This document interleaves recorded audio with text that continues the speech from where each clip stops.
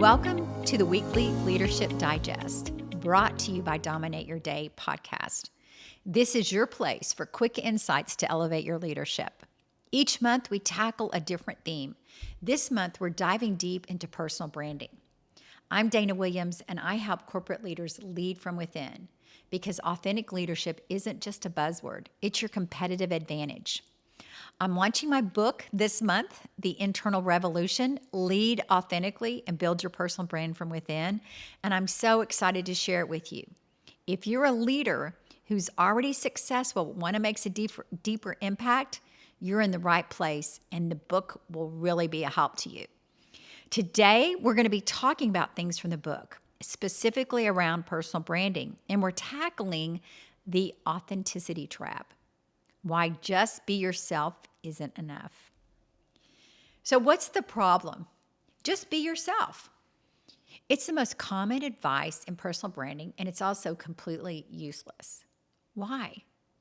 Because most leaders have spent so many years being who they thought they should be, and they've lost touch with who they actually are.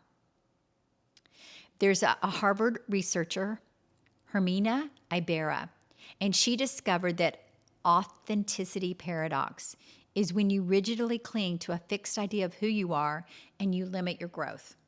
When you try too hard to be authentic in every situation, it feels forced. And you end up performing someone else's version of leadership or performing your own version of authenticity. Both are exhausting. So what's the solution? Real authenticity requires doing the internal work first. Here's what Michael, a senior director, told me. He said, I'm being more myself on LinkedIn, but it still doesn't feel right. I'm sharing personal stuff, but it feels like I'm performing like authenticity instead of just being authentic. I said, well, Michael, are you trying to be authentic without understanding what your authentic self actually looks like professionally? Well, we had a little breakthrough there. I had him take the authentic imprint assessment that we created, and he discovered his attempts at authenticity were expressing people-pleasing patterns, wanting to be liked rather than his real strengths, strategic thinking, and direct communication. Once Michael understood his actual authentic imprint, everything transformed.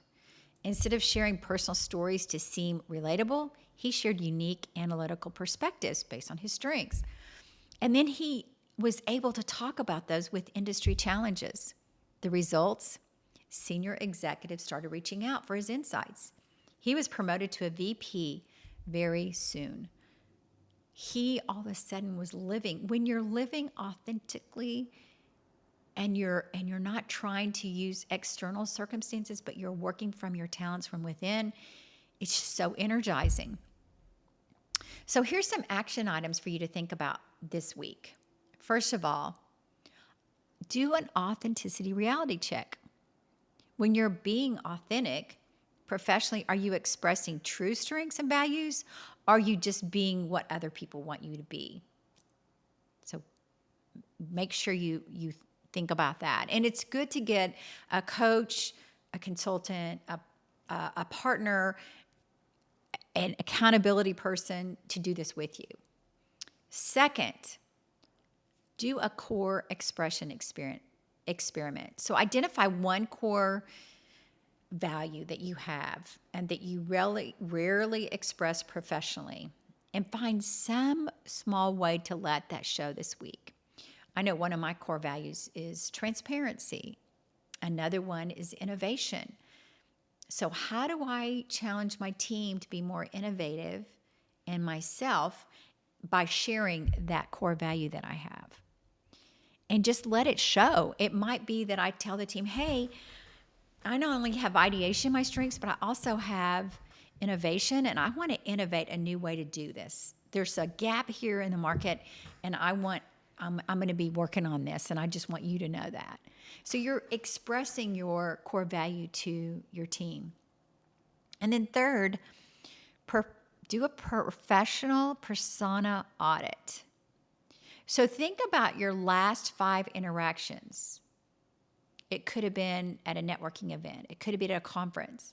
It could have been speaking to some other leaders. It could have been a meeting.